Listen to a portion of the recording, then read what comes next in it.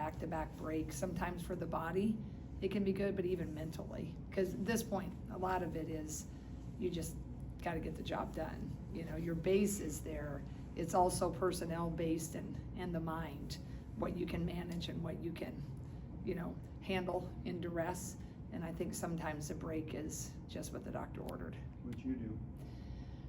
Oh boy, well, watched a lot of UCLA, went a little recruiting, but we did a little field trip. We went to the Black History Museum and then had a team, you know, meal off campus and had some good discussions. So that was in place of, we did that during practice time.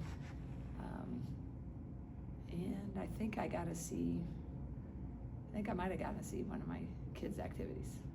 So it was good. It was good. Do you kind of tell the players to stay out of the gym for those 2 days? It's a mixed bag.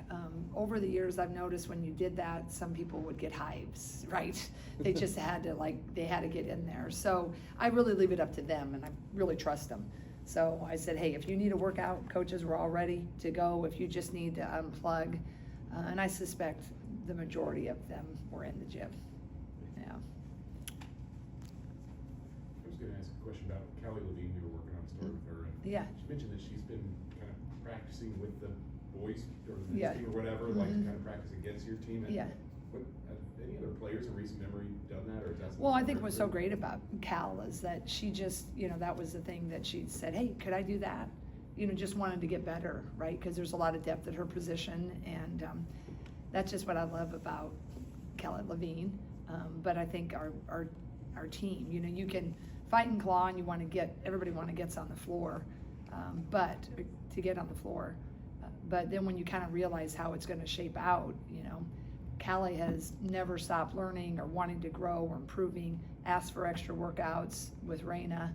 So, yeah, I think it's rare. There's not everybody signs up for that, but I think it's really smart and wise. And now, you know, we'll get her in also, though, with our, you know, second unit if we're going on like a 5-minute scrimmage or something.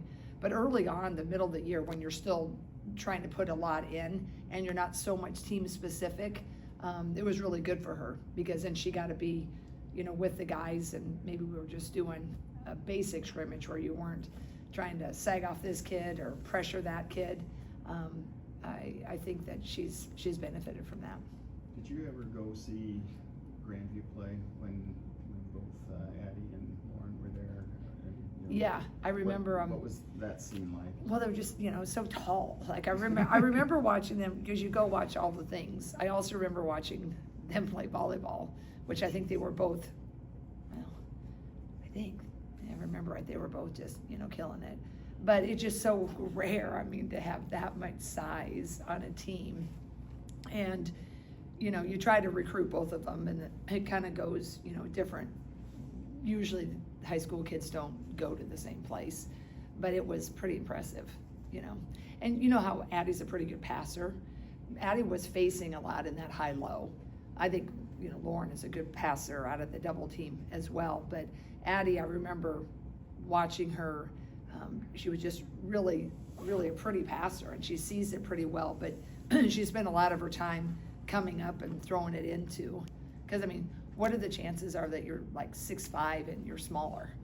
You know, so the coach, you know, probably picked her to flash up to the high post. But it was pretty cool.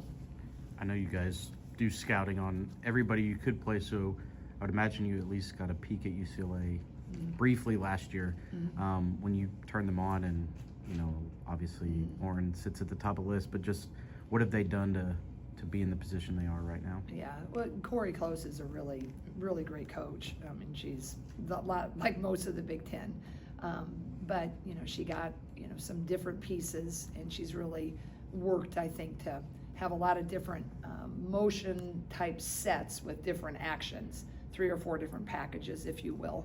And obviously when you have someone 6'7", that's usually one of the top options, right?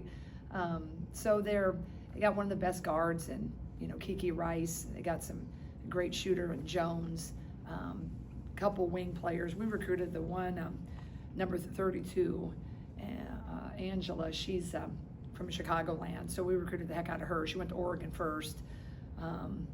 And then, some of the other nice pieces. So Corey's a really good coach and just has a lot of actions that you can get lost in before they throw it into, their center that's really hard to guard. So they got every piece. I asked you 2 weeks ago about what the environment for Caitlin's jersey retirement could do for recruiting efforts, and you said that maybe the teams you're recruiting against can muster a similar environment. So what do you think sets your program apart from some of the others that are in the same tier? I just think the people here. I mean, a lot of our fans. It's been a steady growth.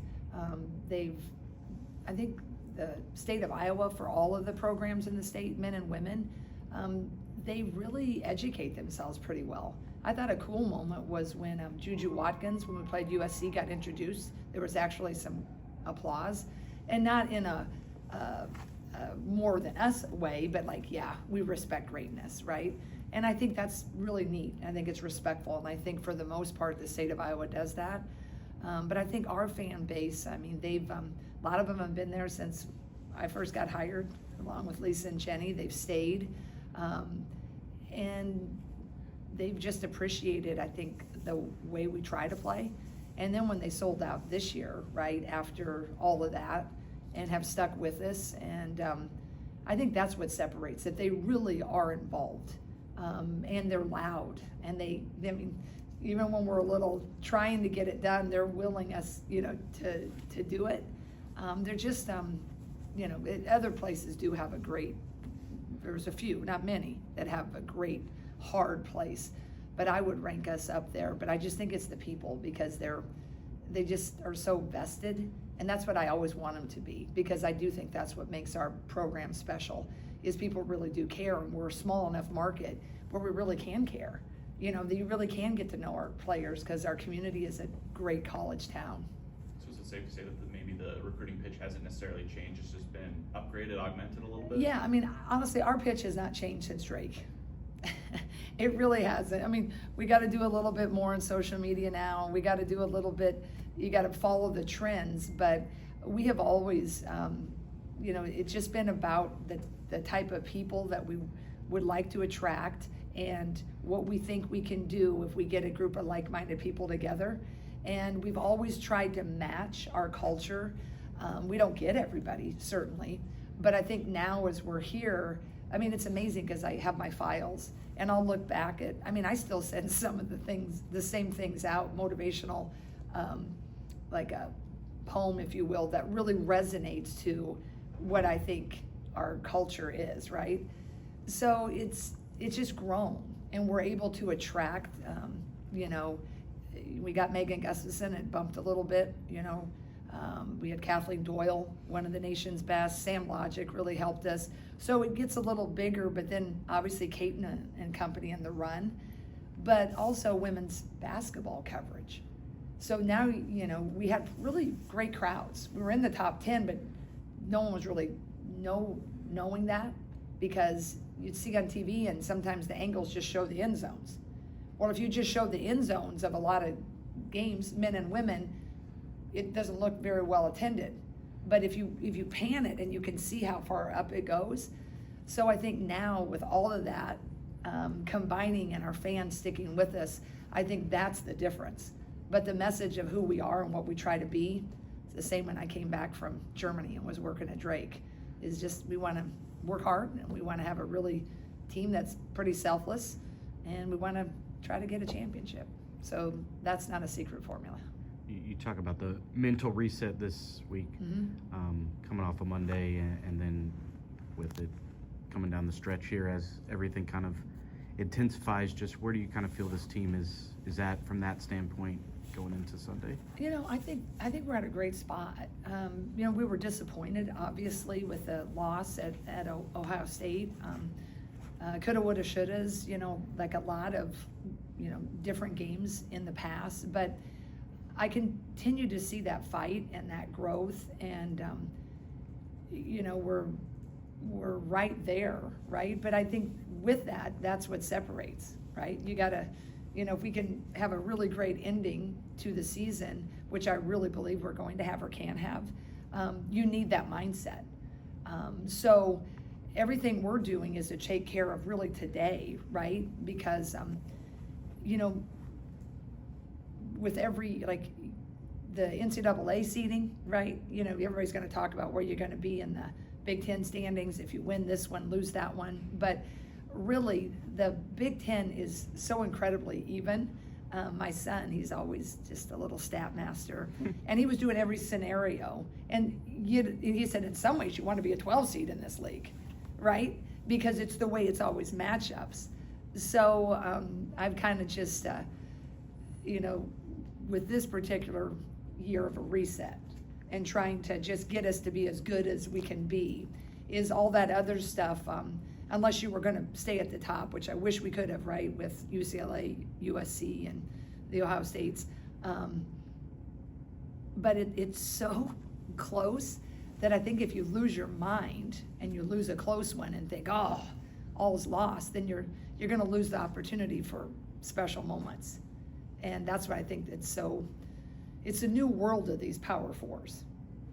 We all kind of have to get used to it. You know, I saw a record of Kylie's dating arguably one of the best shooters in the country at Yale.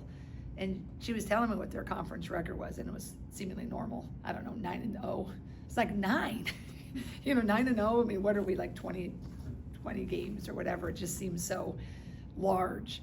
And I just thought, man, that's so much different, right? When you have the Ivy League, you know, whatever the amount of the used to be size of conferences. So we just hold on. And I thought our effort was great.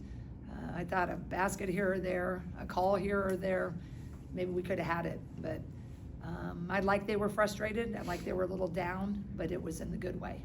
Do you ever have to tell your son, like, too much info? I did. I go, la, let me just watch this. Who was playing? USC and Michigan State. But it was in a good way. Right. But then because we kept going back and forth, he's like, it all started with, do you want Oregon to win or Nebraska to win? And I said, well, I'm not sure. He's like, well, we definitely need Nebraska to win. And I said, we have 3 more games to play. And, you know, but it was just funny. And the whole amount of games, he was like a little nutty professor, just throwing out scenarios. And finally I was like, let's just bank this conversation and let's try to pull off the upset at UCLA or here. Has he found that little, I think it's MRED, that you can actually plug Yes. it in and then Yes. you don't have to do it yourself? Yeah, so he was doing that, and then he was prognosticating on his own what it would mean, like what he knows of our team versus what seed that he would prefer to be. So it was actually really fun, and I usually don't have many nights off, and neither does he. So we then finally ended it because then I started to get too nervous.